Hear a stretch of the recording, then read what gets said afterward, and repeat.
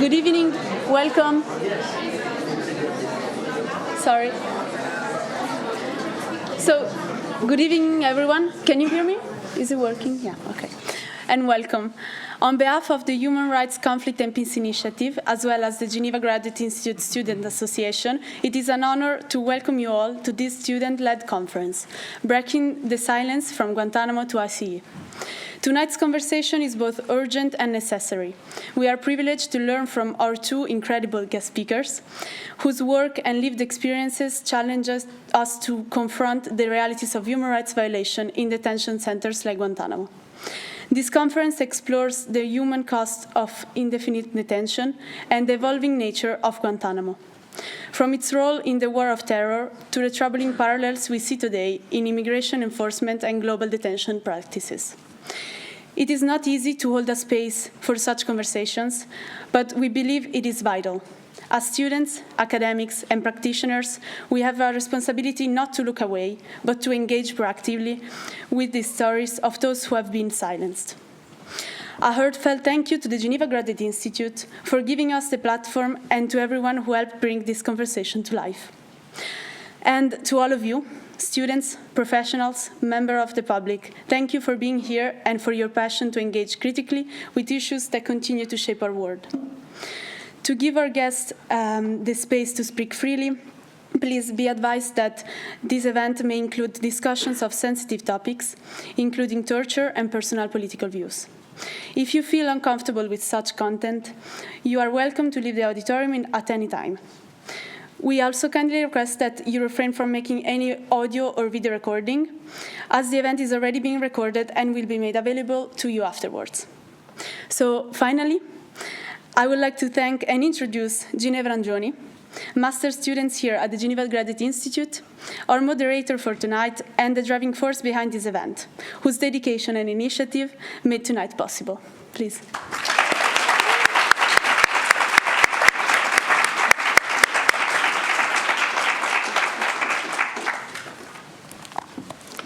Thank you, Alice, and thank you, everyone, for being with us tonight. I have the pleasure of introducing our guest for this evening, beginning with Mohamedou Ould Slahi. Mohamedou was born and raised in Mauritania, and when he was 18, he moved to Germany to study electrical engineering. In his 20s, he traveled to Afghanistan to support the Mujahideen in their fight against the communist regime, a cause that was actively supported by the United States and the Western countries. After working in Germany and in Canada, in 2000 he returned to Mauritania. Following the attacks of 9/11, everything changed. At the request of US authorities, he was detained by the Mauritanian government and rendered to Jordan, where he spent nearly 8 months in secret detention. He was then transferred to the US Military Air Force base in Bagram, Afghanistan, and in 2002 flown to Guantánamo Bay, Cuba. While detained in Guantánamo, Mohamedou was subjected to a brutal special project of so-called enhanced interrogation techniques. These abuses are well documented in US official government reports and, of course, in his powerful memoir, Guantánamo Diary. Even after passing polygraph tests and with no evidence against him, he remained in prison. In 2005, after 3 years in Guantánamo, American lawyers Nancy Hollander and Teresa Duncan took on his case, filing a habeas corpus petition to challenge the legality of his detention. 5 years later, a US federal judge ordered his release, ruling that mere associations were not enough to justify his detention. Yet, it would take 6 more years for Mohamedou to walk free. Even after release, his freedom remained limited. The Mauritanian government, in fact, under US pressure, withheld his passport for years, and it wasn't until 2020 that he was granted the right to leave. Today, Mohamedou lives in Amsterdam as a citizen of the Netherlands. He's a writer and a committed advocate for human rights. In 2021, his story was told in the film The Mauritanian, reaching people all over the world. Without further ado, please give a warm welcome to Mohamedou Ould Slahi.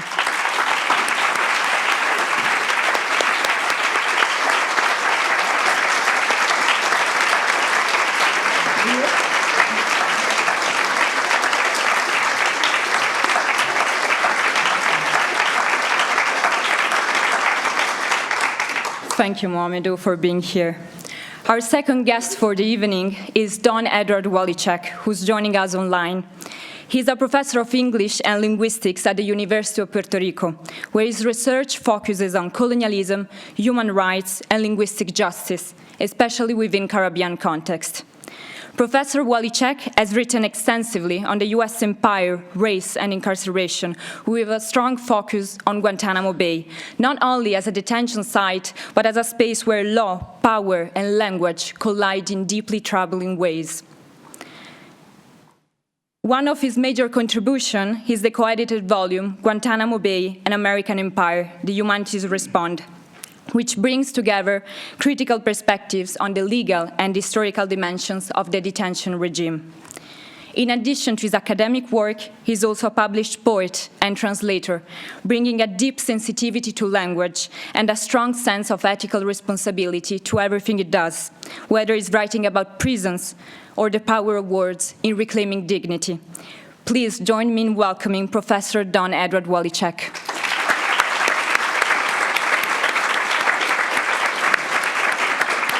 Thank you, Don, for being with us.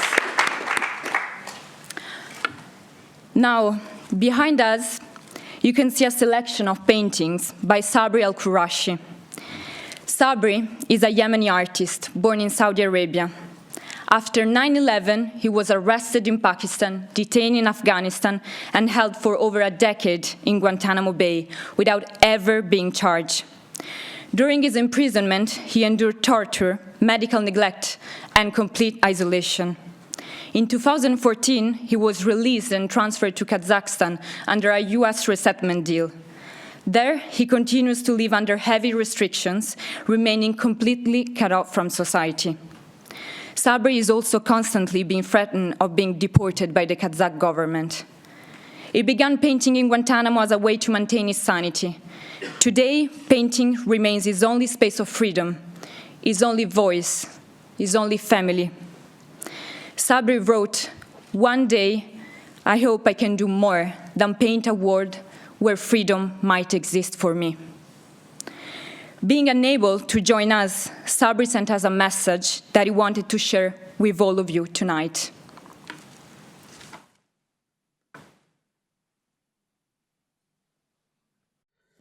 مرحبا أصدقائي وأعزائي في معهد الدراسات العليا في جنيفا.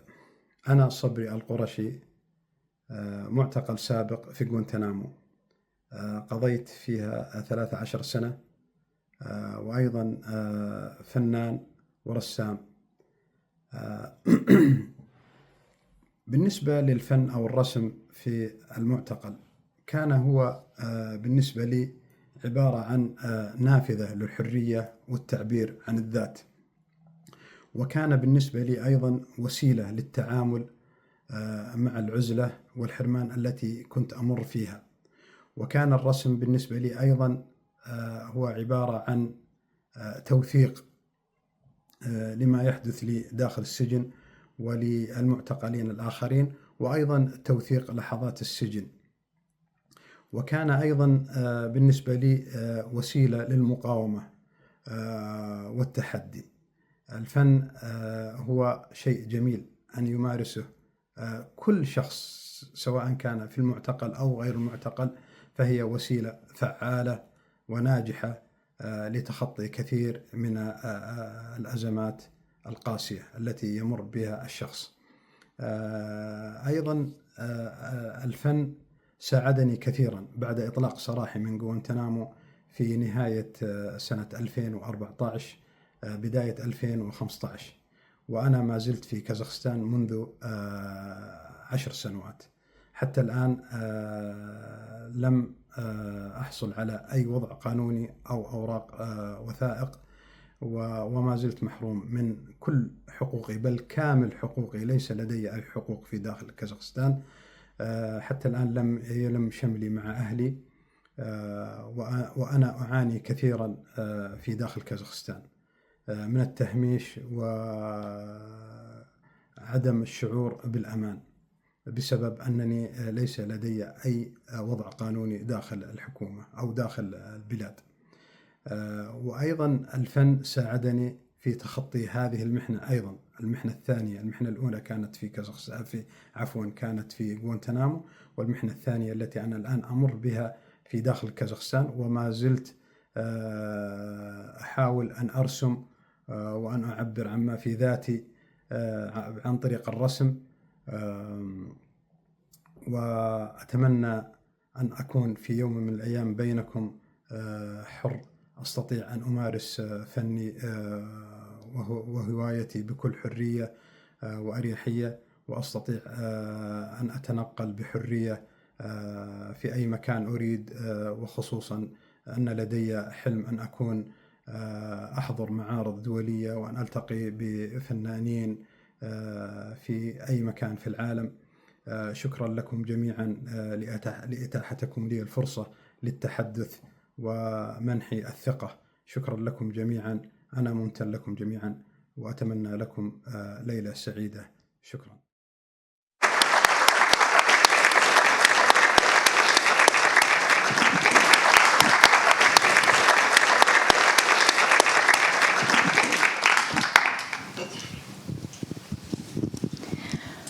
Mohamedou, thank you for being here with us tonight. To start, I would like to ask you, what goes through your mind when you see Sabri's art here and when you listen to his words? Is this working? Oh, I like to hear my own voice. So good. First, I really want to thank you so much. Sabri is my brother. He shared with me the pain of kidnapping, the pain of deprivation, the pain of being away from family. But before I react to your question, I want to ask all of you for attending here. The first time I came to this beautiful city was 2 years ago, and you spoke about my lawyer, Nancy, and Terry, who are part of my family, but the colleague of Nancy, Sylvain Savulane, is here. He's the first person. Please give it to him.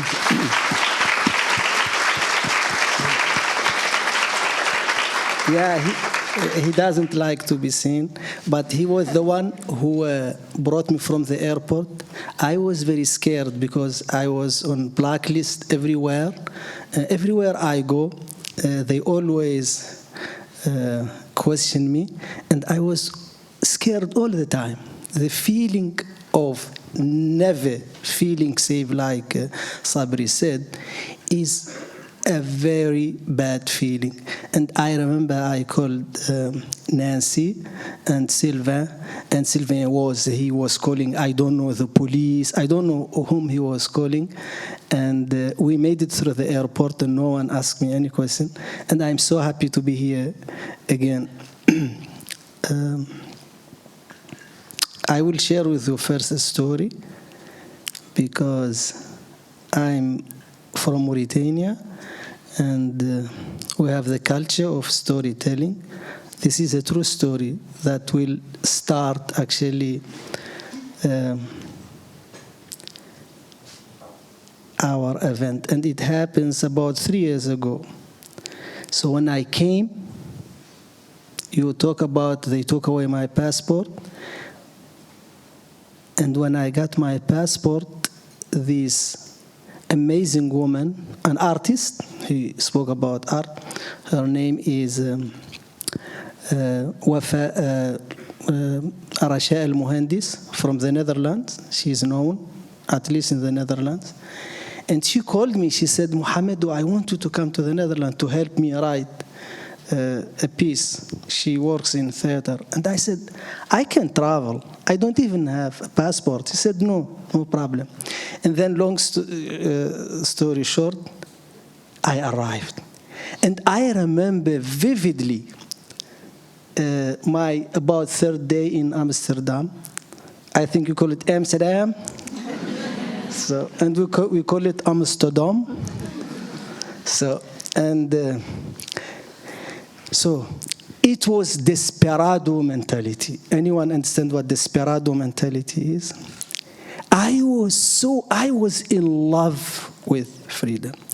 the feeling that the police cannot arrest you without reason is an amazing feeling for those who don't know that it's not a given. Freedom, democracy, human rights, it's something that is so amazing for those, especially for those who are the private world. And I remember I said, I will speak only Dutch. And I'm very hard-headed. I remember my first sentence was, thank you, Google. I use Google Translate. It was, ik zou graag een broodje willen bestellen. I think people who speak Swiss Dutch would get a little bit what I said. Ik zou graag een broodje willen bestellen, which means I would like to order a sandwich. And it could have been something other than sandwich, but it just sounded so good to me.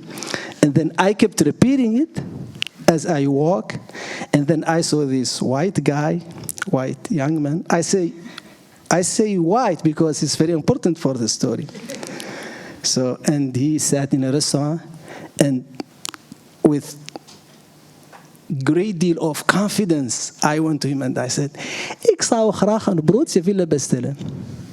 Without losing a beat, he looked at me and he said, I don't speak Dutch. So, turns out he is an expat. Expat is cute. They don't need to learn the language, but refugees, oh, dangerous people. Turns out only people who spoke Dutch were people of Moroccan descent. So I had, and I don't like to be seen with Moroccan people. I came to the nerve because I want to be a white guy. Yes, I want to be on the safe side. You think, so Guantánamo Bay, Mauritania, Africa, Muslim, in the Netherlands, and I want to be seen with a Moroccan guy? No. So, I think if I speak very long, I think you should give me a signal. Please continue. we will give you a signal, but okay. So I yes, presume maybe Sabri, getting back to Sabri. Yes, thank you so much. So, art in prison is what saves life, because I remember the very first night in prison in Guantánamo Bay. I remember when the metal door was slammed shut. I never forget the sound. And I almost died because I'm claustrophobic. And we call them the fridge. We call them the fridge because there is no air. And there is, anyone visit Guantánamo Bay here? Anyone? The human rights people, you guys never visited. So it's like very close, like metal, you know. It's very close, there is nothing. And I couldn't breathe. I felt so lonely. And I can't breathe, I can't breathe. But they wouldn't come to you. No one will hear you. No one. It's not like a place where when you get tired, I'm going to blow steam. There is no blowing steam. You have to deal with everything privately.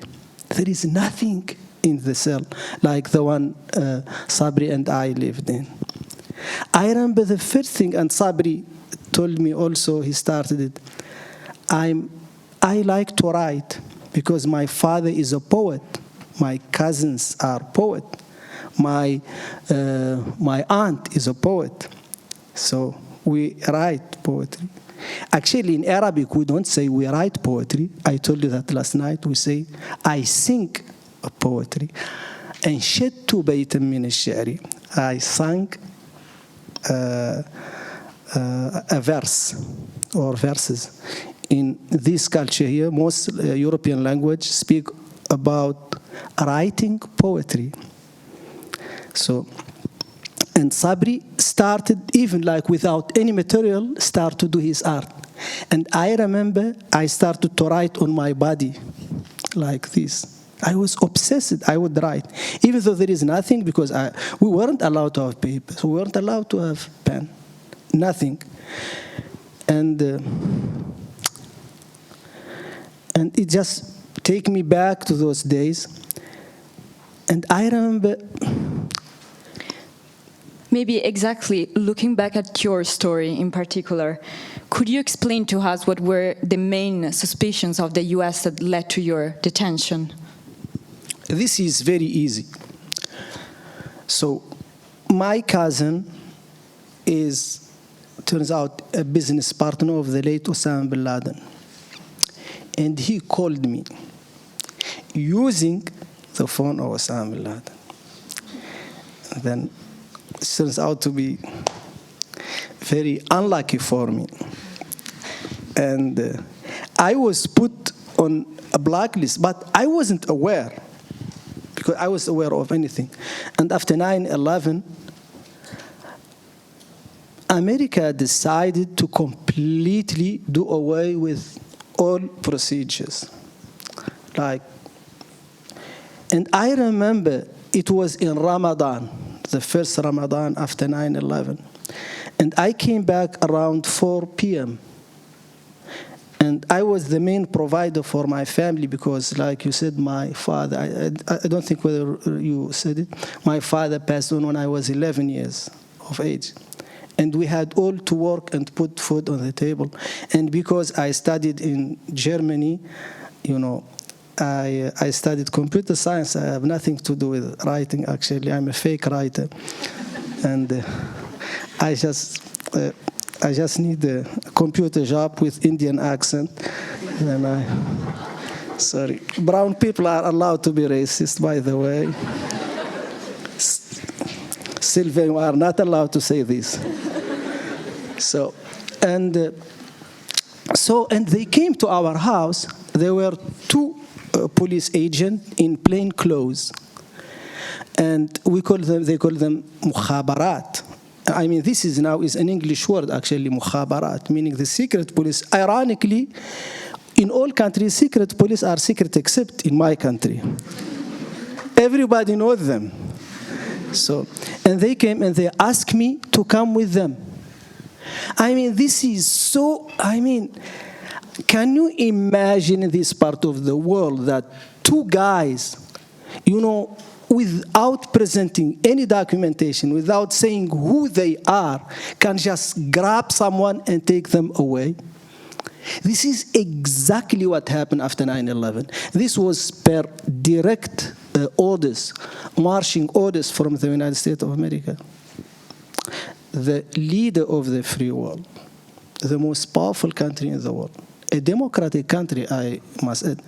And I was very scared. And I remember my mom telling me, Mohamedou, she was whispering, I know why they came for you. I said, why? I said, because you watch TV. I told you not to watch TV. We grew up in a military dictatorship, and we are afraid of everything. And so my aunt, Nen, was also there, but she was numb. She couldn't move. She never saw the police. And I remember still to this day the image of my mother as he healed her prayer beads, tasbih, as she was praying. And she disappeared from my view after 200 meters, I remember, and the car turned right. I never saw my mother again. I never got to take my mom to the doctor, to her appointments. Many years they came to me and they said, Mohamedou, in the prison, we must inform you that your mom passed on. And by the way, your brother passed on. I cannot describe to you the pain in my heart because I felt like I cannot move, I cannot breathe. And because in Guantánamo Bay, and this also, Sabri also knows this, we had an imam and they took the imam away. We were not allowed to see an imam. And they brought me a priest. But he was black. And that's why I love Americans, because they are very funny. They said, this guy is a Muslim, this guy is black. So there can't be a lot of difference between those two people. Guys, you think that this is not true, but this is so true. And the black guy, I could see him, he was very uncomfortable, and he was reading from the Bible. I said, no need to read from the Bible. I had so much pain that I had to sing for 12 hours. I remember 12 hours because I had to sing 604 pages, which is the pages of the Quran. And I remember after 6 hours, I collapsed. And then I slept for a little bit, and then I woke up, and then I continued the singing. There is no one to tap on your shoulder. There is no one to tell you, oh, I'm sorry for your loss. There is no one to pray with you. I was in total isolation. And this happened under the auspices of the Western world.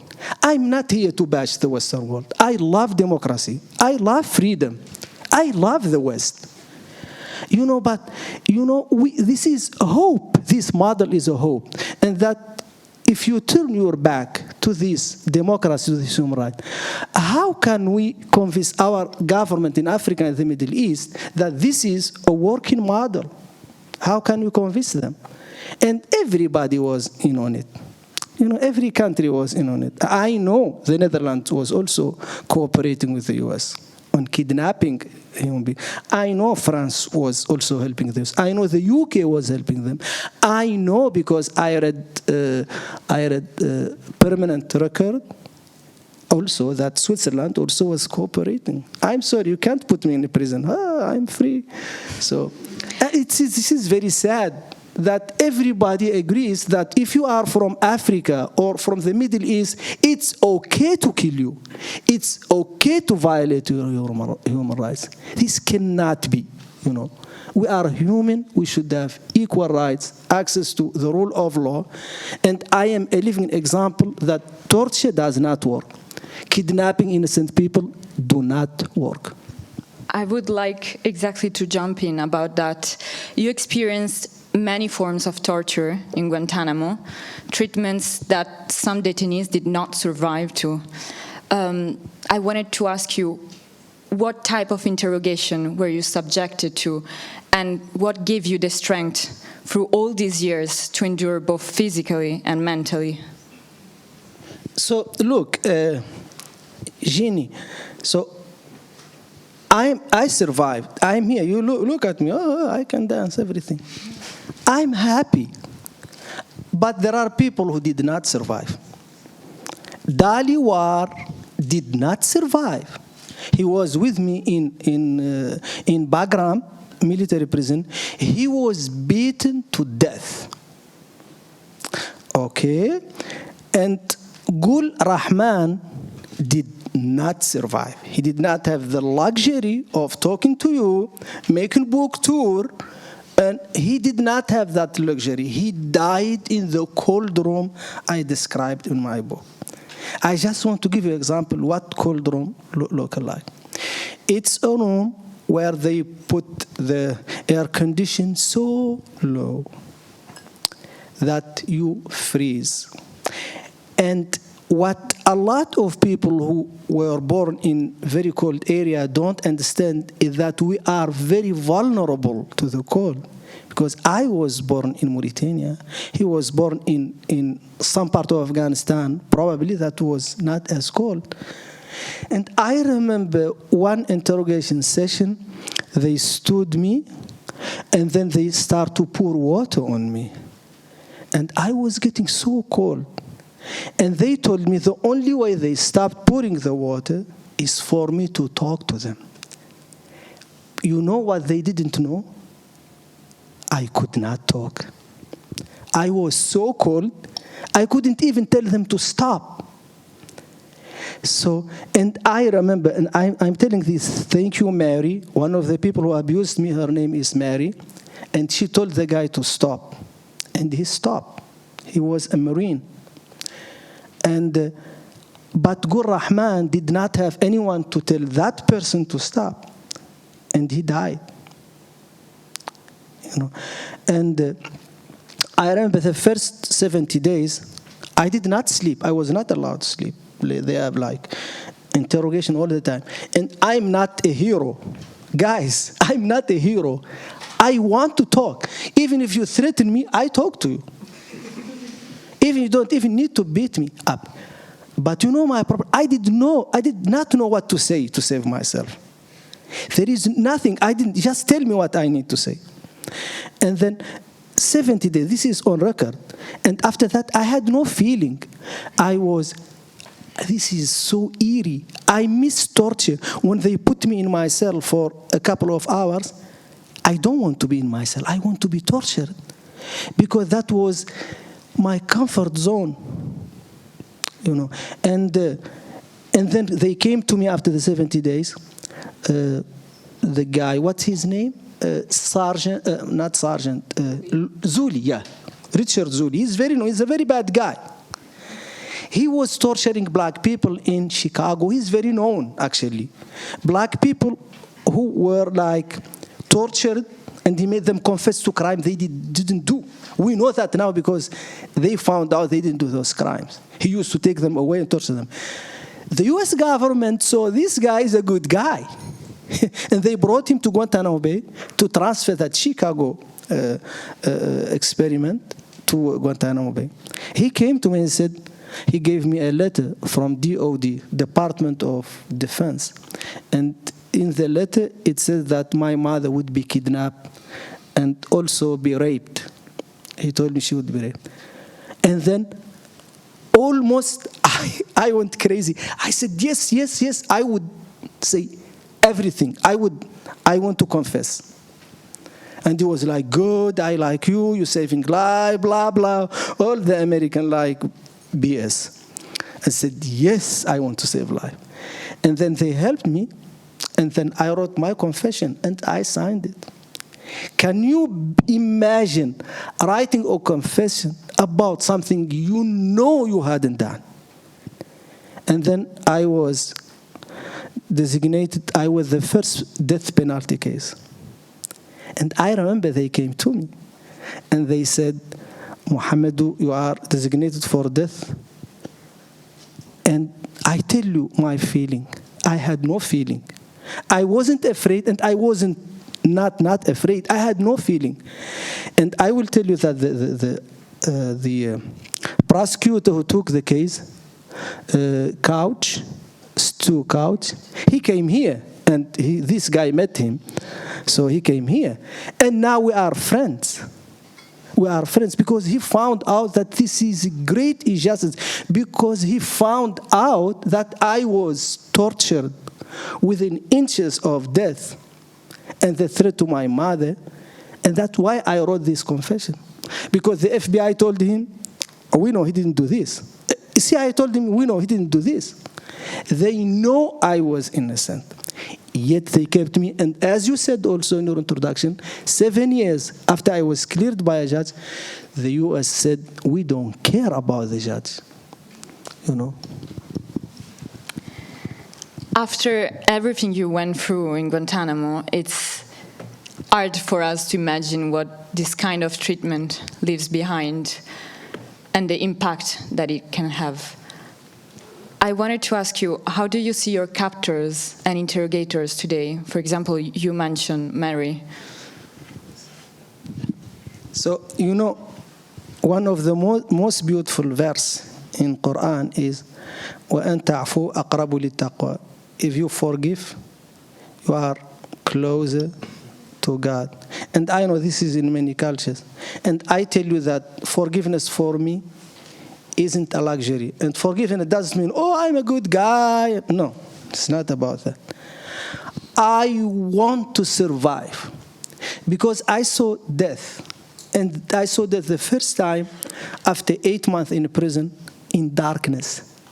You know, Jeannie, I didn't know days or night. I would like draw a line in my cell to count the days. But I was wrong.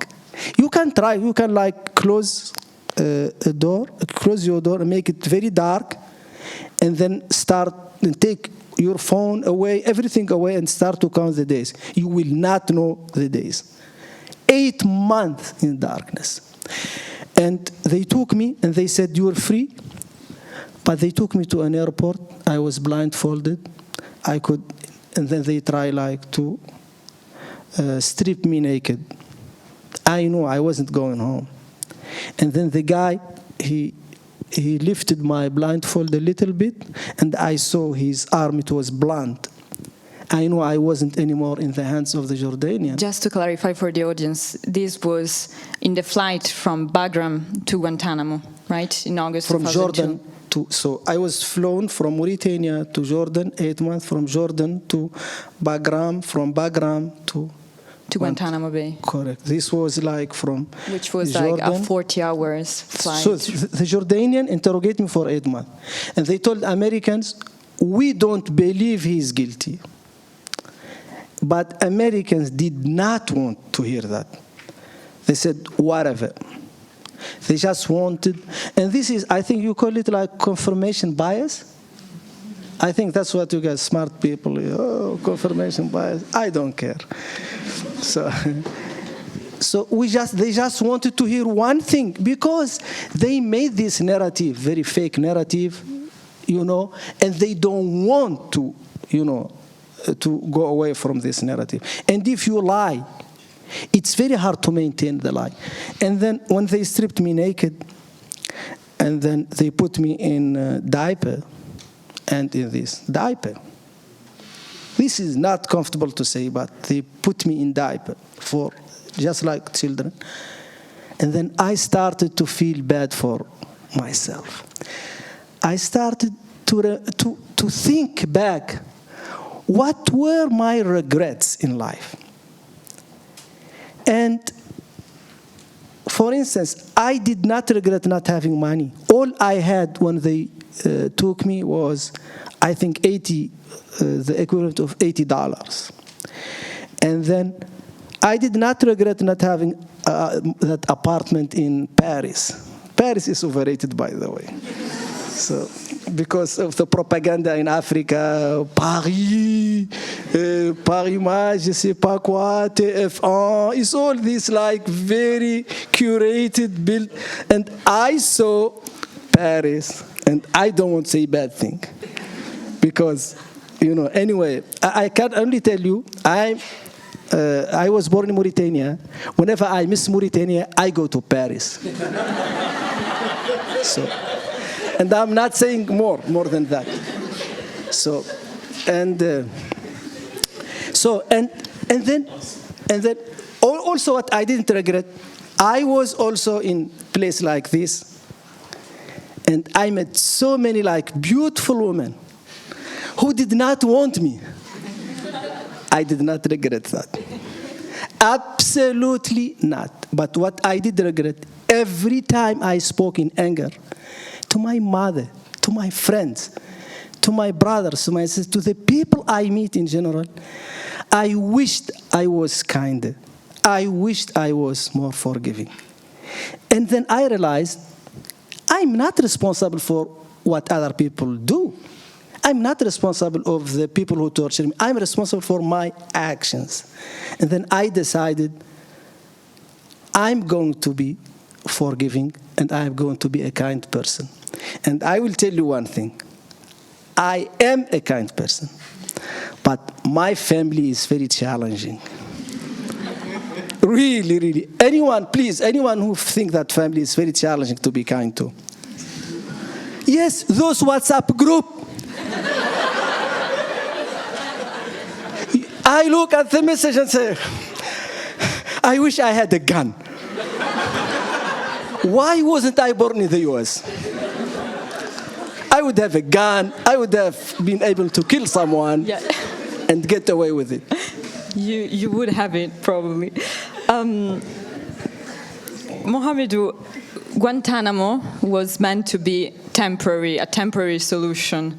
It was opened in January 2002 to hold those the US labeled as enemy combatants, and during the war on terror. And yet, after 2 decades, it's still open, it's still functioning. There are still 15 detainees held there.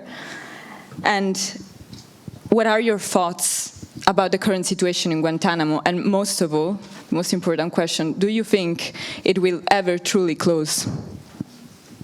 You see, there are things that you cannot undo, because the philosophy of Guantánamo Bay is like this.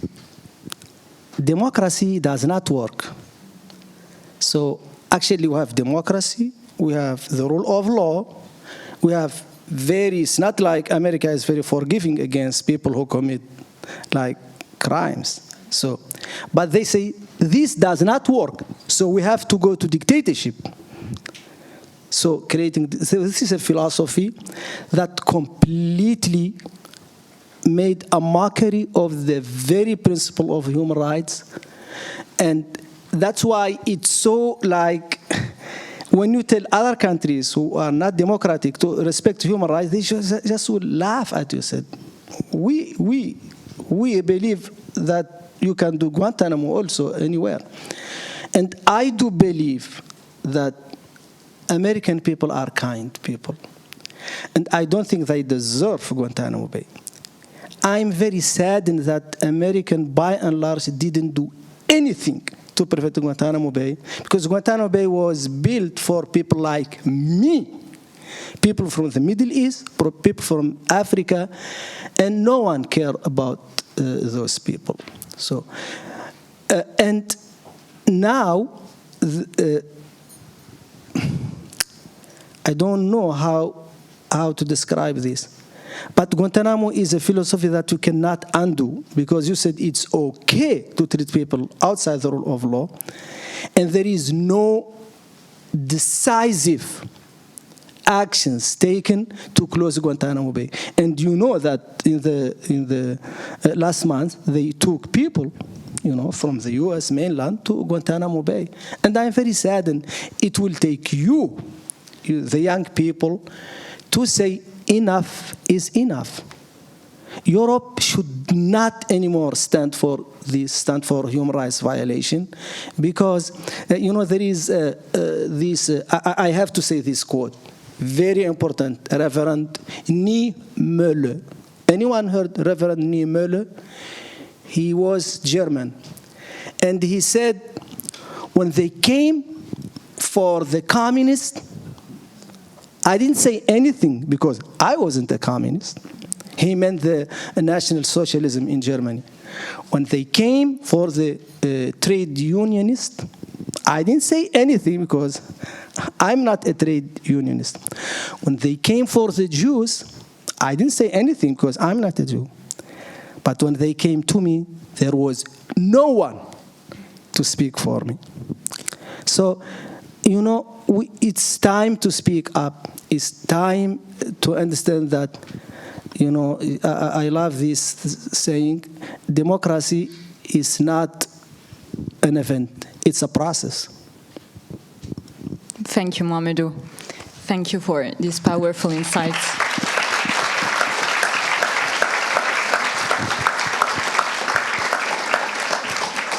Now, I would like to bring in Don for a few questions, just for him, before starting a conversation with both of you. Hi, Don. We can see you, and also your slides. So first of all, Don, thank you for being with us today. To understand better... Yeah, I know, because now he's sharing his slides, and then we will see just him. This is his slide. Okay, yeah. Could you help us situate Guantanamo Bay and explain us how this place became a strategic site for detention for the U.S.? Sure, I'm happy to do that. Before I proceed, I just want to thank you for organizing this event and for inviting me to be here. It's a pleasure to participate.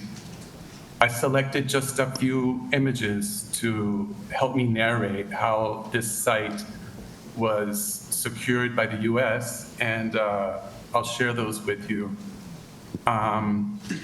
Here you have Cuba, obviously. And as you may know, Cuba was a Spanish colony. And I began my interest in Guantánamo by studying the prison and different refugee camps that have existed at Guantánamo Bay. But after that, I started looking at the history of Guantánamo Bay back into the times of Spanish colonialism. And one thing you'll notice if you do that is that this place is overrepresented in history. It's sort of a hot spot. Important things keep happening there again and again. And these things have serious consequences, these events. For example, some of the last indigenous people who organized against Spain took refuge at Guantánamo, around the bay, probably because of the geography. There were places to hide, and there were resources that they could use to survive. And some of the most prominent of the indigenous leaders were actually killed in the area by the Spanish. One of them is named Atue. When he refused to convert to Christianity, he refused to be baptized. Another interesting thing that happened at Guantánamo Bay takes us to the period after the abolition of slavery. Actually before the abolition of slavery, but after the abolition of the slave trade. So this is the period in which enslaved people could not be transported, but slavery as an institution still existed. And what happened is that the bay was used as a site to bring in Africans against, despite the ban on the movement of people from West Africa. They were brought into Cuba, which was a plantation colony at the time, a very profitable one for Spain. And so the law was violated in that way. And once again, the geography of the place had a lot to do with that. And so, as you can see, Guantánamo is in the eastern part of the country, the southeast. It's the poorest province in Cuba today. It's also the province closest to Haiti, and it's the province with the largest Afro-descendant population. In terms of the US's role in Guantánamo, to understand that, we should go back to the Spanish-American War in 1898. This is the war that gave the United States control of Puerto Rico, which is where I live, Guam, the Philippines, and it gave the US control of the Cuban government as well. What happened is this was the third attempt that the Cubans made to become independent. And these were very bloody wars. And this time, the United States joined with the Cubans to fight against Spain. In this image, which is called In Defense of Little Cuba, you see two soldiers coming together. This is after the US Civil War, and the war functioned to unite the South and the North, and to expand the US. The term empire at this time was used in a positive way. And it built on an earlier discourse about empire as something that the United States should aim for, to make itself a leader of the world. It was called the Empire of Liberty, which is, of course, very, very ironic.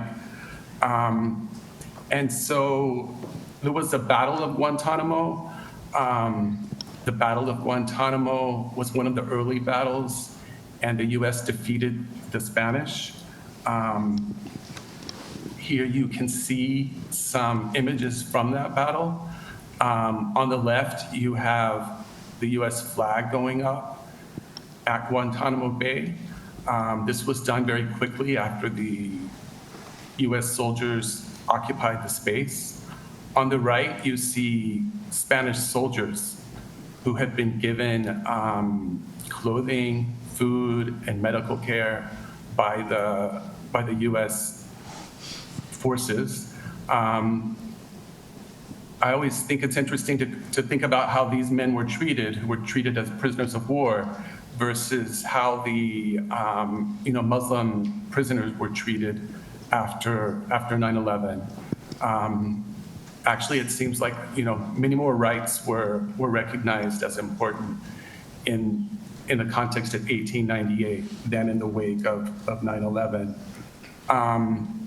And so the United States fought alongside the Cubans for Cuban independence.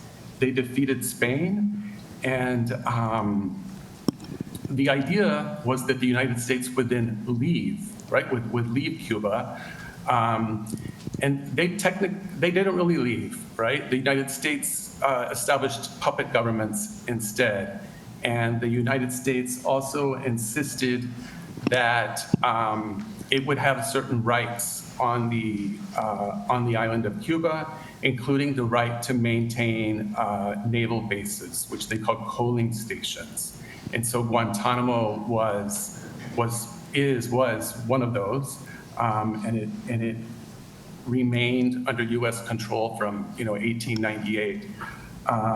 It officially became the area that is now the base officially became part of the U.S. domain in 1903 under the Platt Amendment, which was a piece of U.S. legislation that Cuba was forced to accept. Another interesting thing that happened in Guantánamo Bay is that the base became a site for invading and occupying other countries and for organizing military actions in the Caribbean and Latin America. So these actions included the removal of democratically elected leaders in many of these cases. I find this, quite amazing that this space is important in so many ways. And so when the United States, for example, was against a certain leader taking power, often that leader was removed. And so here you have a list of such actions, right? So this, once again, underscores the space as a very strategic site. So from Guantánamo, Cuba was invaded multiple times, or parts of Cuba were taken under US control. Puerto Rico was one of the first places, actually, in 1898. Puerto Rico, US ships left Guantánamo Bay, came to Puerto Rico, and then took control of the island. Haiti was occupied from Guantánamo Bay as well, multiple interventions in Mexico, as well as the Dominican Republic, Nicaragua, and Guatemala. Don.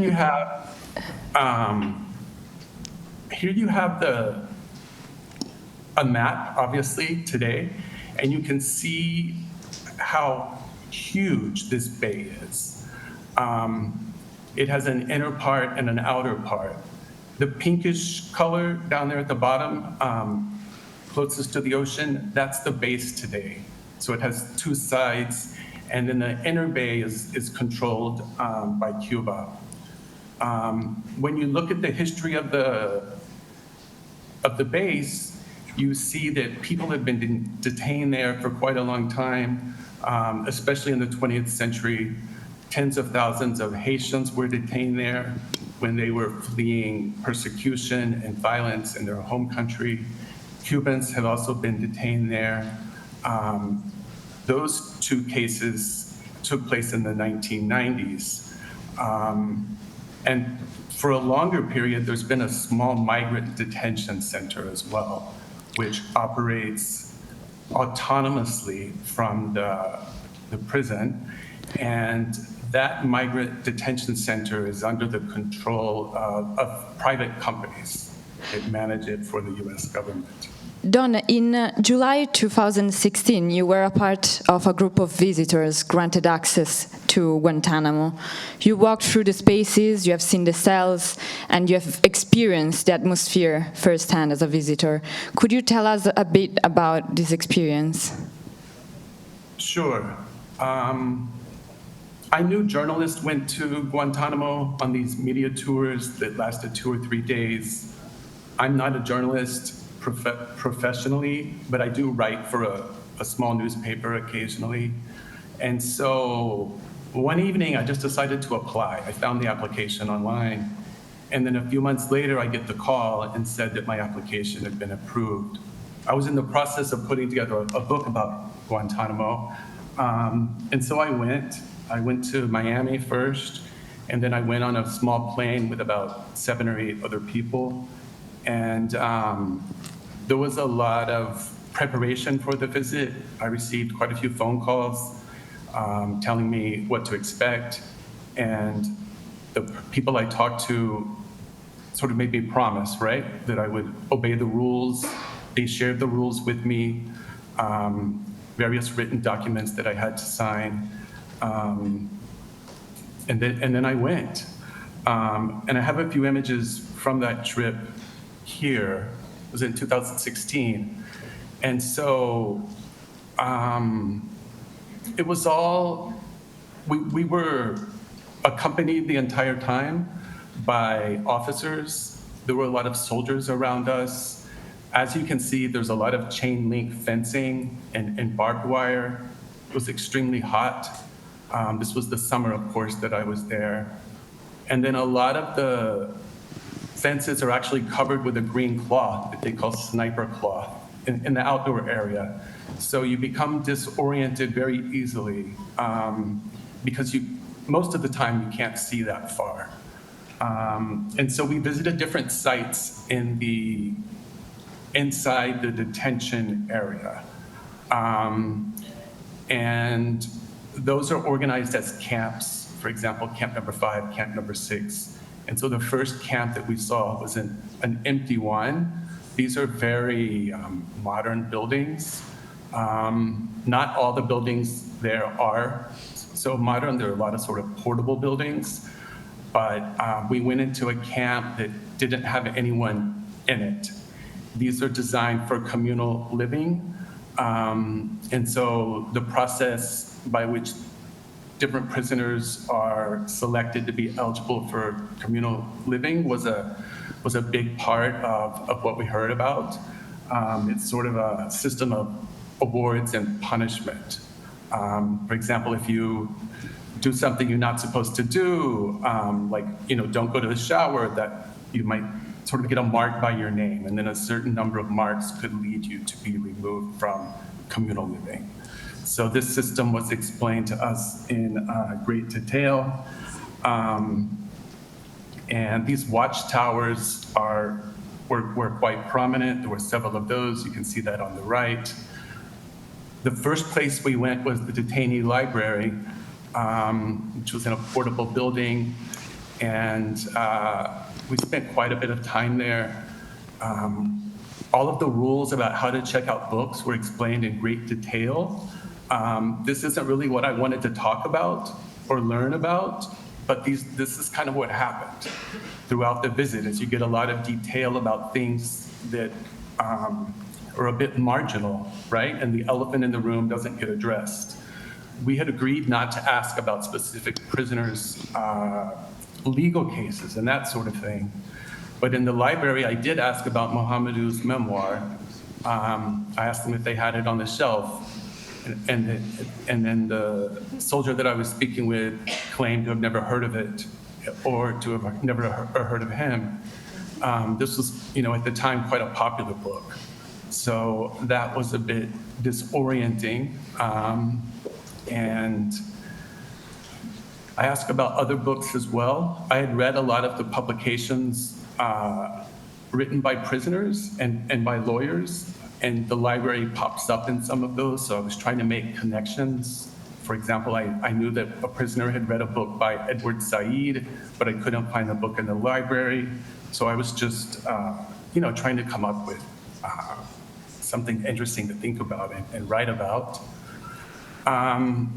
Here you just see a few more images back in one of the camps.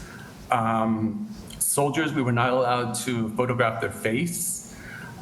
We could photograph their feet, which I did. Officers, we could photograph their face. You can see the clothing down there on the left. And then you have this recliner on the right.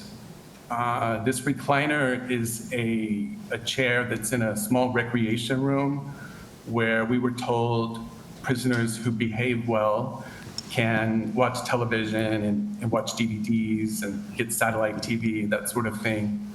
It was a bit shocking to see the shackles there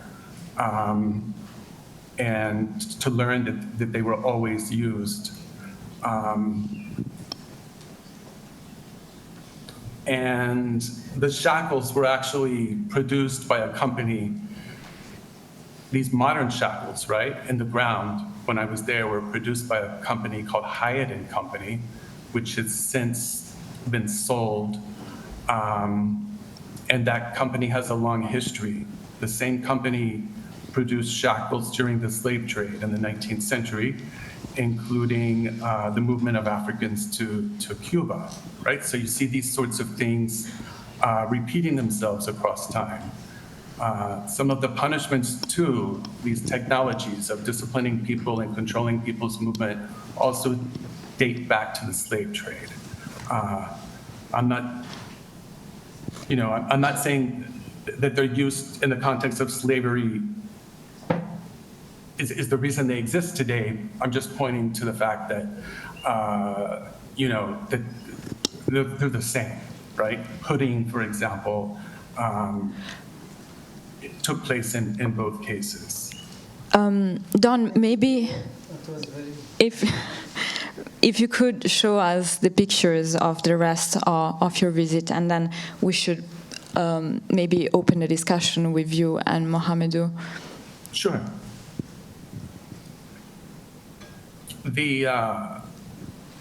This picture was taken through a one-way mirror, and this just shows some prisoners inside the communal living area. I had much clearer pictures, but those were deleted just prior to my departure, because it said that I was told that they revealed too much. And this is just an overview of the prison today. As was mentioned previously, there were 15 prisoners still there. I think it's important to recognize that 3 of these men have been approved for release, and they continue to be detained. They've been approved by multiple agencies. 6 of them have never been charged with a crime. 9 have been charged with war crimes. 12 of them are considered high-value detainees. The original population numbered about 780. 2 people have been convicted. 3 people are identified as forever prisoners. This phrase is now used by the US government occasionally. It means that they will never be released and they may never be tried. And 9 men have died in custody. The annual operating cost of the prison is $445 million. Thank you, Don. Now I would like to discuss with both of you and ask you some questions. We decided to name this conference Breaking the Silence from Guantánamo to ICE, because Guantánamo and ICE detention centers share striking similarities. Inhumane conditions, psychological and physical abuses, racial profiling, indefinite detention, denial of healthcare and legal access. What do you think about these parallels between Guantánamo and ICE detention centers? Maybe we can start with you, Mohamedou. You know, when thank you. Thank you, Don. Don was one of the first people who invited me online to speak to his class. He was back then in Graz, in Austria, and I didn't have a passport then. I was under house arrest, and I never thought that I would meet him in person. And when I was freed from house arrest, he actually invited me to Graz, and we did at least, I think, 2 conferences. Is that correct? That's correct, yes. And then he invited two other ex-detainees. Abdullah, the first one was with Ahmed and Boumediene. Boumediene is very known, is a case very known that went all the way to the Supreme Court. And so when so the organizers back then, and you know this story, they actually asked me for help. So because Lakhdar did not speak German or English. Unfortunately, I spoke both. So they asked me to translate for him. And so I said, what's the problem? And they asked him to sign a document. And he said, why? Why should I sign a document? They said, we give you money because you came here. And he said, I don't want any money. I just came to Dan conference. He's an Uber driver, and he has family to feed. And then Nicole, who was one of the organizers, looked at her colleague and said in German, Ahmed didn't accept the money too.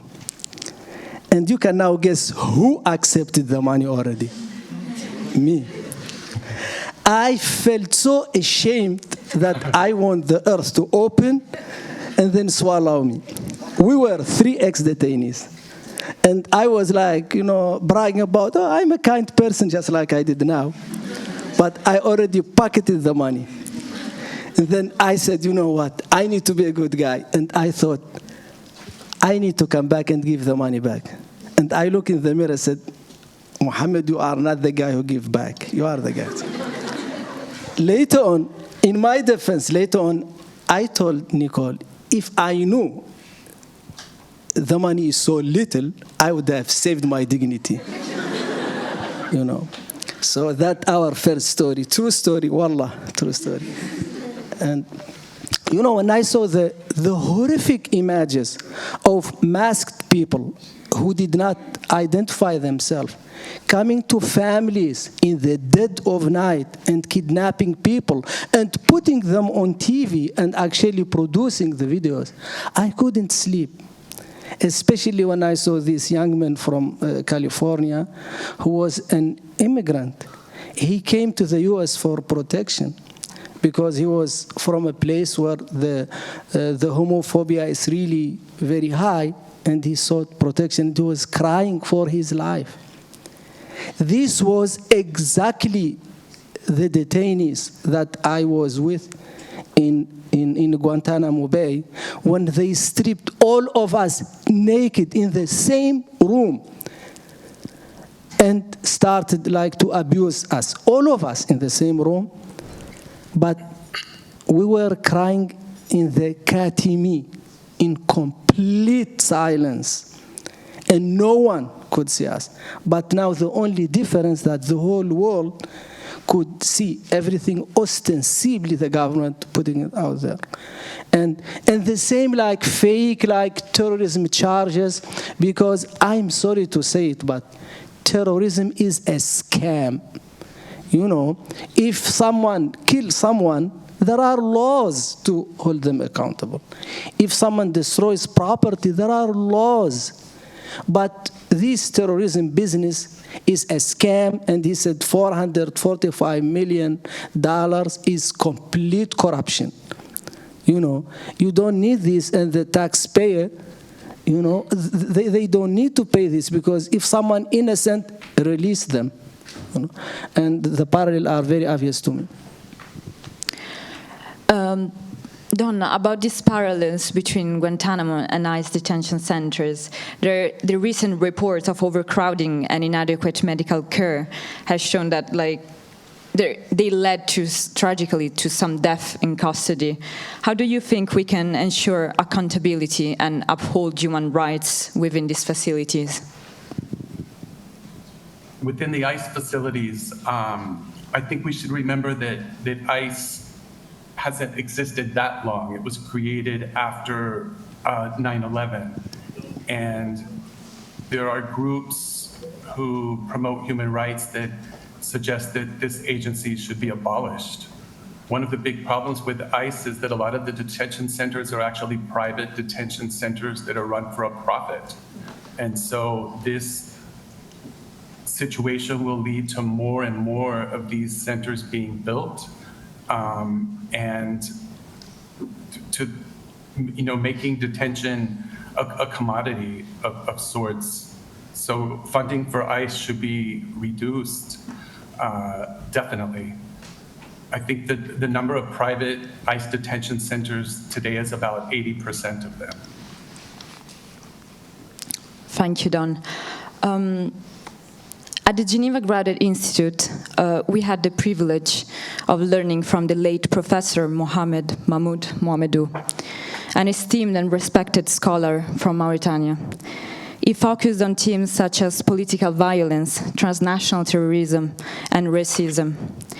In his work, especially showed us how post-9/11 security narratives have been weaponized to justify racial ideologies and marginalize migrants. Now, Mohamedou, do you think we are seeing a return to the same logic that once justified your own imprisonment, especially considering Trump's immigration policies today? I mean, the premise of the question is that at some moment we abandoned this policy. I don't think that this policy was abandoned, and I do believe that the current government in the US is just telling us something in public that the previous government would say in private, because there is always the vilification of people, mostly from the southern hemisphere of this earth, and that they are bad people, we are bad people. And I mean, I was telling Jennifer, one of the most peaceful people I know, and I may be biased, are people from the Middle East. We are just too lazy to fight. Seriously, please, give it to us. Have you ever seen? That's why Trump loves us. We just want to do business, guys. And I never understand one time one of the guard came to me. He said, they call all of us Arab. And by the way, we are mixed from all. He told me, why Arab people are always angry? And I was shocked.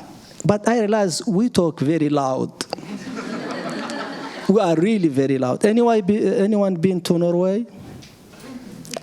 Yeah, Norwegian people in whisper, We are really very loud. In Mauritania, you see someone holding his cell phone, Assalamu alaikum, Stari. Le mot de passe, Ahmed, 1, 2, 3, 4. So, we are chill. But this war, we are at the receiving end of this unfiltered colonial, how do you call this, foreign policy of the West, led by the United States of America. We don't have anyone to protect us. And the people who govern us are completely complicit in this. I hold them accountable before anyone else. And it never changed. It's never changed. Guantánamo was never closed. I mean, I understand that Barack Obama tried, to close it, but the security state in the U.S. was much more powerful. I call them Securitat. And if anyone understand, I think you understand what Securitat means. So this is a Romanian, horrific like secret police, and they are really like Securitat. In 2017, Trump said he wanted to fill Guantánamo with all the, bad dudes. Now he's back and is reviving the same fear-based rhetoric and language that was used also during the war on terror, when detainees were labeled as the worst of the worst. And as this wasn't enough, is also now discussing the possibility of reopening the prison of Alcatraz to detain those he calls the most ruthless and violent offenders. How do you both react to this return of such language and thinking, maybe Don, since it's your expertise? It seems like Donald Trump and others want a huge spectacle, right? They're so performative and say these outrageous things, like opening Alcatraz. Experts say that Alcatraz, won't be open. Nevertheless, these comments have a big effect on public opinion and that sort of thing. So it's extremely unfortunate, and you see this blurring of migrants. Migrants are repeatedly described as terrorists in very casual, outrageous language, and vice versa. So for me, it's all about the spectacle of these comments. There's also been concerning talk from the Trump administration about suspending habeas corpus protections. And these protections are meant to prevent unlawful detention, but they are now being threatened to speed up deportation. What do you think about these threats? And you particularly, Mohamedou, you have been denied the access to habeas corpus for years. You think, look, I hate to beat around the bush, we need to understand the context of the current U.S. administration. The current U.S. administration do not believe that they came through election. They came through a revolution that started on January 6th, 2020. That's why the first order of the day was to release those mujahideen, who stormed the holiest of places, to save democracy, and not one single person in the current administration believe that Trump did not believe the first election. So they think this was an election that was stolen, and they are making a mockery of the democratic institution, and they are working to dismantle them. And I just heard, I think 2 days ago, the boss of ICE, I think she's Noam, is that her name? They asked her in Congress, what is habeas corpus? She said, it's the right of the president to detain people. And I was like, what? I was like, wow, I read the wrong books. So there is not even an effort to care about the law, even to read what the law says, because the plan is completely to do away with the law, And guys, I come from Africa, and if I see a dictatorship, I know what a dictatorship looks like. And please hire me to tell you this is dictatorship, this is democracy, And yes, there is. We discuss here as if the government cares about law or human rights. And, there is this German word, Schadenfreude. Anyone understand Schadenfreude? And to be honest, I feel Schadenfreude. Because when we were kidnapped, when people from Maduro were kidnapped, no one moved their fingers. But now, because the U.S. said officially that, quote, Europe was created to screw up the United States of America, the European people are in arms, But they have been saying this about, other people, and no one cared about other people. At the beginning of this year, the Trump administration, as you mentioned before, transferred 200 Venezuelan migrants to Guantánamo Bay, many of them without any criminal records. They were later deported to El Salvador and imprisoned in Checkout Mega Prison, which is well known for human rights abuses. These actions, alongside deportations to countries like Panama, reflect a strategy of externalizing US immigration enforcement. What do you think this says about where the US immigration policy is heading today and its impact on human rights? Maybe, Don, you could start with this. Yeah, we see numerous cases like this, and some of the Venezuelan migrants, have successfully defended themselves and prevented their own deportation, right? We see groups also, we see that groups have been taken to Panama, Costa Rica, and yesterday, I believe, Sudan. And so this is an ongoing phenomenon, right? And now we see the White House not respecting judicial decisions that say that these individuals have the right to defend themselves and to understand why they are being deported. So I think it's a very dangerous situation. And you, Mohamedou, how do you react to these deportations? I mean, this is horrific. This is, if we don't take actions, even though small countries like Switzerland, small countries like the Netherlands, if we don't take action together against this global tendency toward fascism, it's going to come to us. And it's very saddening because, like I said, I really love American people. My son is American, and I love American people, and I think they deserve better. We need to educate them, guys. Whomever you elect is going to hurt me. Please don't elect those people who are going to hurt me. And I don't have a vote in the U.S. We don't have a vote. But whatever you, Jennifer, elect is going to, be for better or worse, mostly for worse, our president too. Thank you, Mohamedou. Now, before opening the floor to the audience, that I'm sure I have a lot of questions for both of you, I have one last question for each of you. Don, how should scholars and students who today confront the ongoing realities in Guantánamo and ICE detention centers? Well, scholars and students, I think, should engage what is happening in the world, right? Sometimes when I teach, I engage the world, in a more minimal way. But this deserves our attention.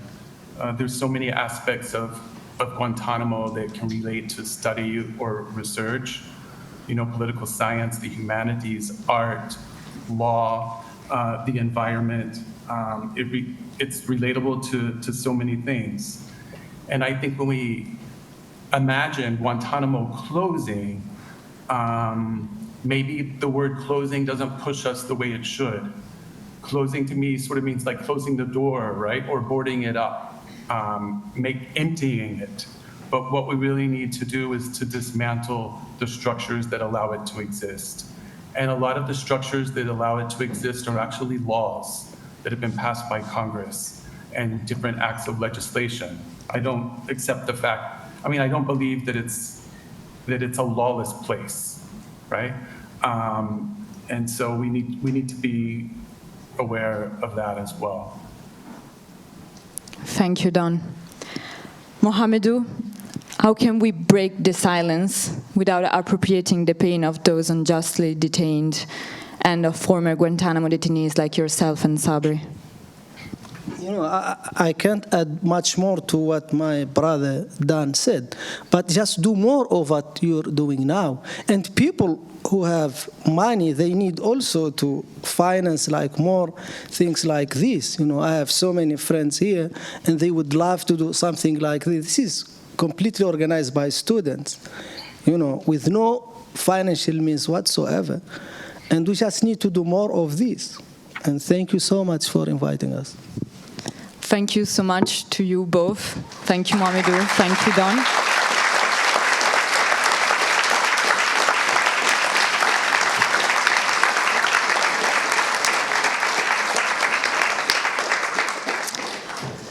I just want to say that your words not only have deepened our understanding of Guantánamo and what is happening today, but also reminded us that behind policies and systems there are human beings whose voices must be heard. And now let's open the floor to the audience. If you have any questions for our speakers, please feel free to raise your hand, and we're going to reach you with the microphone. There, and then. Yeah, hi. So my question is related to the ability of international organizations, especially in Geneva, in the United Nations, of their ability and willingness to condemn human rights violations by the United States, especially given the funding situation. How do you think that the dismantlement of international U.S. aid is impacting the willingness of multilateralism to critique the United States at a time when it seems like it is more critical? Maybe not than ever, but it is very critical now. Could you repeat for Don? I mean, that was very long. maybe. I can't answer it. It's very complicated and it's very for me too. U.S. Yeah. It's about the impact that the U.S. Funding cuts is having on The this. dismantlement of U.S. aid. Don, could you hear the... Yeah, it's a very complicated question. Which is a compliment, by the way. It makes me think of the International Red Cross, actually, right? I'm perhaps not going to answer it directly, but the Red Cross had a role in Guantánamo, right? And the Red Cross, the people who worked for it wanted to do more in Guantánamo. Talking about the prison, of course. And if you read memoirs by different former prisoners, they have a critique of the Red Cross because they feel that some of its actions actually contributed to sort of acceptance of these structures, right? And they wanted bolder critique on the part of the Red Cross during the period of their detention. And the Red Cross didn't offer that critique, according to its representatives, because they felt like if they did, they would not be allowed to go back. Thank you, Don. We have a question down there. Okay, thank you. Thank you for the excellent event. My name is Amanda Thomas Johnson. I'm a student at Cornell University who recently had to flee the US, and I've recently arrived in Geneva.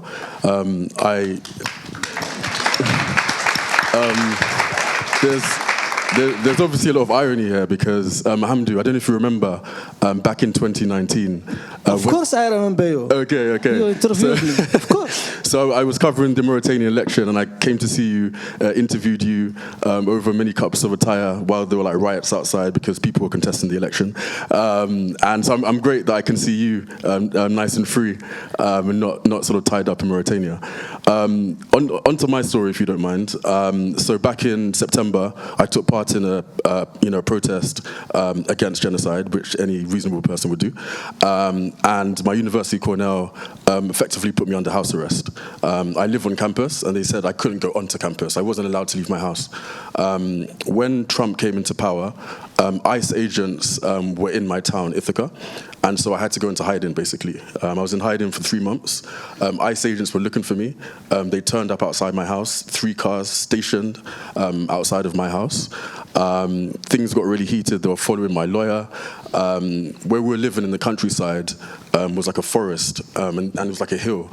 So every time I went outside for a cigarette, I'd be looking at the road to see if they were coming. The paranoia was like so intense. Things came to a head a few weeks ago when a friend of mine was flying into the US and he was interrogated at the airport by the Department of Homeland Security Counterterrorism Division, and they had a post-it note with my name on it, and they started asking him where I was. So I had to pack my bags as soon as possible. Someone drove me across Niagara Falls, got to Toronto, and came to Geneva. So when I saw the event, I was like, wow, that's kind of my story as well. So I just had to be here. So yeah, thank you. Glad to see you safe. Glad to see you, brother.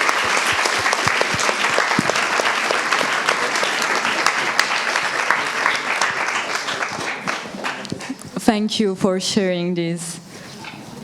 You can't make this up. No. Hey, I'm a student here at the Graduate Institute. My name is Matteo. I maybe have a dumb question, which is always my preface to my questions. But you talked about how Guantánamo is not a lawless place, you know, and that there are norms and rules, you know, that govern it. But you, Mohamedou, also mentioned that, well, Trump doesn't believe that, you know, he's been elected into a democracy. He believes that he's part of a, you know, a revolution, that it's a dictatorship. I guess my question kind of is, you have a government that is impeding on the right of free speech, like, you know, our friend who was, you know, ran out of the country, arresting people for protesting, even if they're mayors, arresting judges for giving decisions that are not in agreement to them, not following the rule of law that it says it's bound by. What do you really do by, like, just educating? Like, to me, it feels like a bit of a wishful thinking to think that, you know, if you tell enough people about your story, they'll believe that, you know, it's fine. But I'm sure there are people that still come up to you and they're like, yeah, you were a terrorist. It was a good thing that you were arrested. You know, it's a good thing that you were locked up for 10 years. Well, if only it was 10, yeah. So what do you really tell to those people? Like, how do you change that? I think it's for you, Mohamedou. Okay. So rules don't mean law. We have the rule of law and the rule by law. And unfortunately, this is so hard for me to say. But in Nazi Germany, the genocide of the Jewish people was legal under the, you know, all of those things were, and also what the current government is doing is also quote unquote lawful because they have decrees make it lawful. And making rules does not make them respect human rights, does not make them, you know, so this is number one. And so there is a documentary that made about me. It's called In Search of Monsters. You saw it, and I urge you to see it, by an American-German journalist by the name of John Goetz.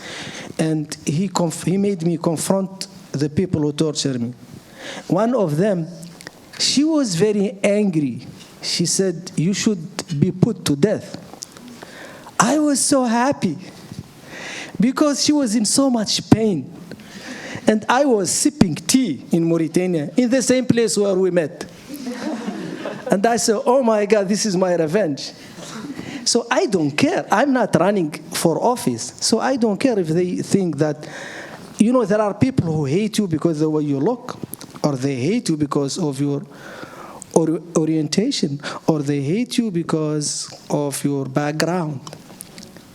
Those people, they have self-imposed imprisonment that no one can free them from except themselves. And I feel good about it because I'm a bad guy too.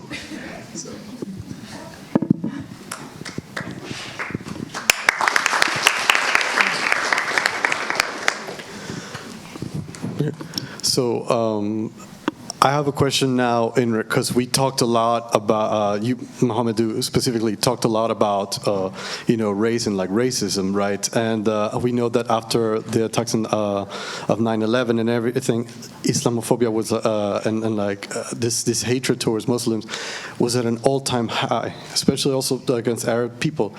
And what I want to share is that now, after Trump, I see that effect now towards Latin Americans. And I know that we can see the news a lot, but I can also share my personal experience in this. I remember I was in the US when Trump got elected, and I felt the change, like in how people perceived. Whenever I spoke Spanish, for example, whenever I was with my mother who does not speak English, she's a US citizen, but she does not speak English, or at least not that well yet. I'm trying to help her. But it got to such strange levels, to the point that it even followed me here in Geneva. One time, I believe I was out in the city very late at night with a friend that I believe is here in the audience. I don't see her, but someone who I detected their accent to be American, looked at me and he asked me, "Where are you from?" Now, I hold double nationality. I have both passports, U.S. and Honduran. And I just didn't want the fight. I just wanted to enjoy a meal with my friend. And then I told him, I'm American, I'm from Louisiana. He told me, no, you're not. He looked at me and I was like, no, you're not. I'm more from Louisiana than you are, buddy. And it was here in Geneva, I was like, who is this guy at midnight in Geneva, a center, back on Navarre, attacking me like that? So my question then comes to now with social media, this information spreads and everything, it could be good, it could be bad. How do we fight now this creation of racism? It's always towards one particular group. We're all on the lens, but it gets magnified depending on what's happening. So how do we deal with that? Thank you, Angelo. I think with comedy. I have actual friend from the UK, Marzia, her name is Marzia, and British First, they had this SUV, and they wrote that they want all people to send all immigrants back home, and they actually want to help them financially. And she went there and signed up, and they were very excited, Indian, very clear. And then they said, "Where are you from?" She said, "I'm from Birmingham. If you have the ticket, I can't pay it." So you have just, this, where are you really from, Everybody knows that question. They get used to us because we are not going anywhere. We're staying here. I saw free hands, one there, and then. I have Wait. Oh, yes, sorry. I have a sort of follow-up question over here. I have a sort of follow-up question. I think it's quite obvious, and I really want to hear your answer. How can you be so funny in spite of it all? But I'm serious. How can you be so funny in spite of it all, and in spite of everything you've gone through? How can you find joy in life and everything?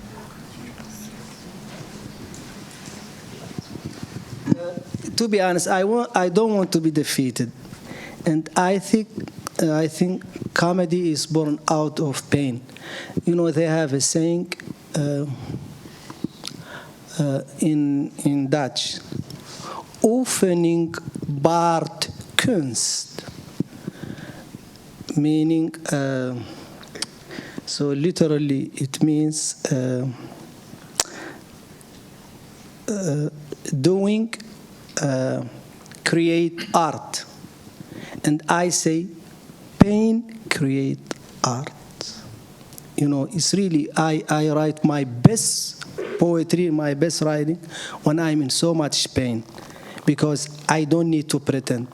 And whenever students like you come to me, and I did a class on creative writing with Dan, I always tell them, say what on your heart. Don't try to be cute. Don't try to be no, just write, because it's ugly, And I always people from oppressive countries, from misery. They always very, very comic, very. They have this sense of humor. Moroccan people, Ja'far, very funny people. Seriously. German people, no comment. Any German here? I'm afraid of you guys. I won't say anything.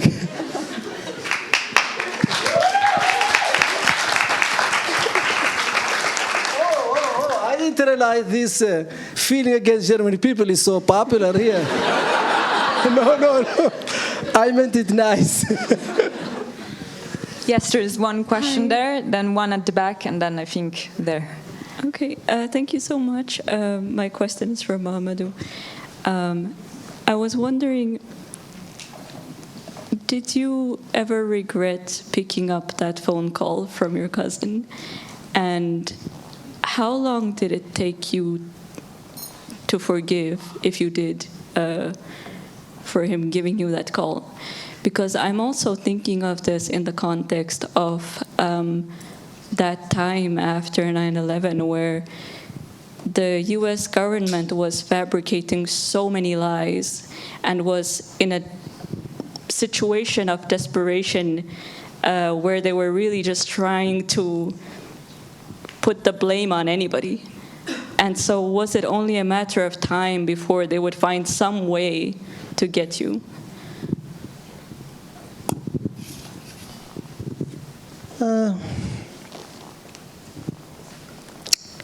This is very hard to answer, like, what would have happened. So, before, like, prison before torture, I wasn't really as good as today because I always, like, was looking, to get something that I don't have. When I had a car, I always looked like the other car. How could I? When I had apartment, I want the other apartment. When I have, like, a very good and kind and beautiful woman, I want the other.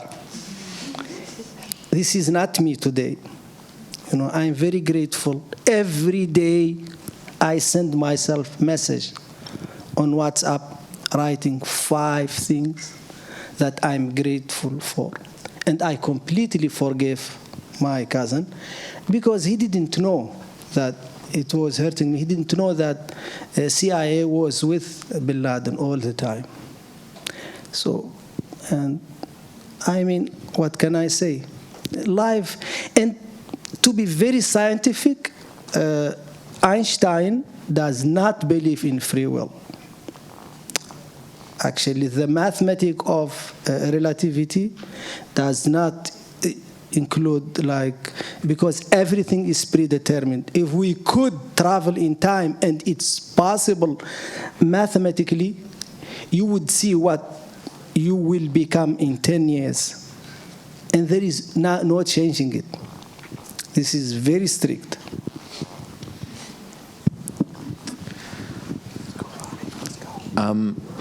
So I'll be brief, but I had the opportunity to hear you speak a few years ago, and I noticed you talked a lot more about forgiveness back then. Like, that was really the main sort of brunt of your speech. Hi, I'm over here. Sorry. Whereas this time I feel like you focused a lot more on sort of your actual experience and sort of were a lot more critical of the U.S. government. How do you think that, like, the current actions by ICE and sort of seemingly the U.S. learning all the wrong lessons, how much do you think that has changed your view around sort of your readiness and quickness to forgive? I did not change my readiness to forgive. And I just, we speak about the current events because they are very current. They are now affecting so many people in many places. But I completely forgive everyone who did anything wrong to me, not because I'm a good person, but because I need it. I give you an example. Anyone been through breakup? I've been, like, many times. So you have 2 options. One, you look in the mirror and say, I forgive this person, and I know it's a lot of pain. Or, number 2, as good, stalk them on Instagram.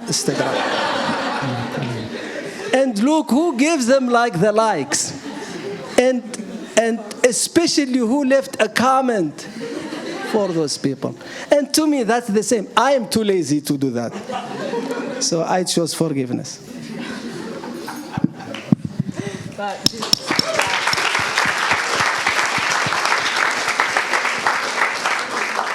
Maybe one last question before we close. There was one. Jafar. Yes. I yield my question. Okay. Okay. Yes. So, hello. I wanted to ask you a question that is a bit. So, after like all the years you spent in Guantánamo, how do you keep faith during this whole time, during the first years there, maybe, and after you met with the lawyer, and after you were the judge made the decision that you should be free? How did you keep faith? The premise of your question that I kept faith, especially I resigned to my faith that I would never leave prison. And actually, my brother Dan spoke about forever prisoners. I was, quote unquote, unreleasable. That was my classification. So I resigned to my fate. There is nothing you could do against the violence of the state, because laws are mere words written on papers. We don't have the police. We don't have the military. We don't have FBI, Mossad, CIA. We only have the fighting chance with a judge and with a paper. And if the government does not respect either, we are screwed. Thank you, Mohamedou. To close, I wanted to ask maybe some final comments from you both. Mohamedou, I know you, yesterday he wrote a poem randomly. He texted me like, Ginny, I wrote a poem. I would like to share it tomorrow. And we were like, oh my God, when do we do that? We have very few time, but this is the time for your poem. But maybe before to close with that, since we started with art and we can finish with art, maybe Don, if you have a message for this audience here in Geneva.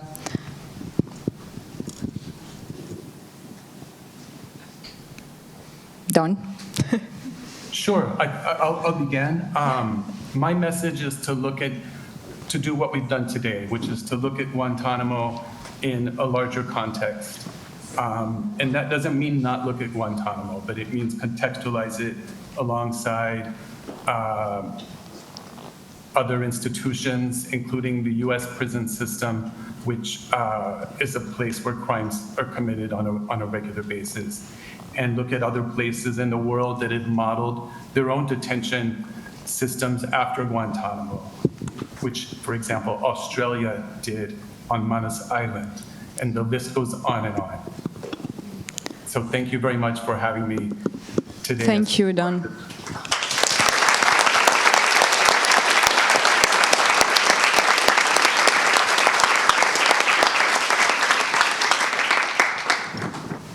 Your poem. Yes, to tell you, I'm sorry, Dan, I beat you. I'm sorry, Dan, I beat you to it because I know you are a poet, because I didn't want to tell you because I don't want you to have a poem. Because I want to steal all the light today. And besides, I'm Mauritanian, and they say we are a poet, the land of the 1 million poet. So this is inspired by an old love poem by a Tanzanian poet Ibrahim Hussein. And this I write in the name of Sabri and the name of those people who cannot speak to you today, the people who are in ICE detention, because I know how they feel today. Why? I wanted to write you a letter, my dear, to send with the migrant, soft, strong, and clear. A letter the dunes and the camels would know, carried by their pain wherever they go. So the creatures and the sand would feel how we feel, our sorrow, our songs, from verse to verse, from track to track, fire in hearts and wind at its back. It would fly like a storm through the desert by night, a message of love that brings hope. This letter I long to send you for so long time and let it go your way. To speak what my lips could never say. I want to write you a letter, but oh my love, I don't know why. Why you fell silent? Why you cannot read? Why? And I, oh, what despair, I cannot write. Write, I cannot. Why?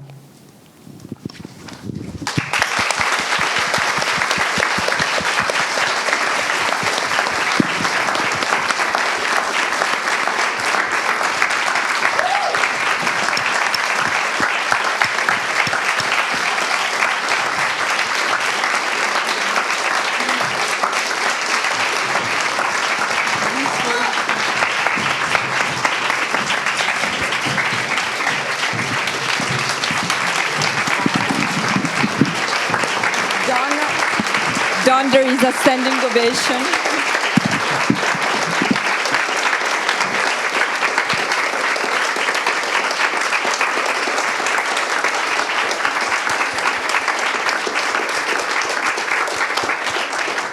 Before we close, I just want to take a moment to express my deepest thanks.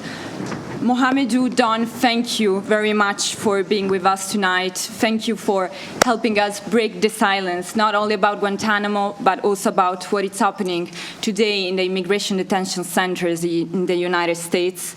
I want to thank Sabri. Sabri, thank you very much for sharing your pain through your art. We see you, we hear you, and you're not alone.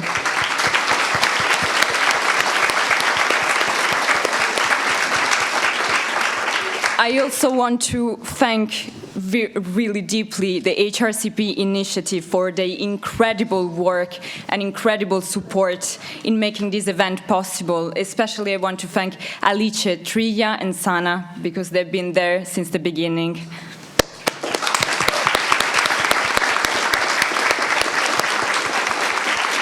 A warm thank also to GISA, especially to the former GISA president, Angelo. Thank you for helping us organizing this.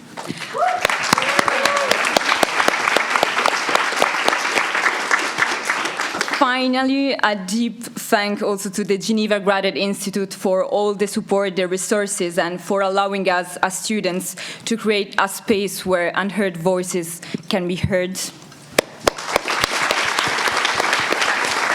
And last but not least, thank you very much to all the people here tonight. Thank you to this audience. Oh, sorry. Thank you for breaking the silence with us.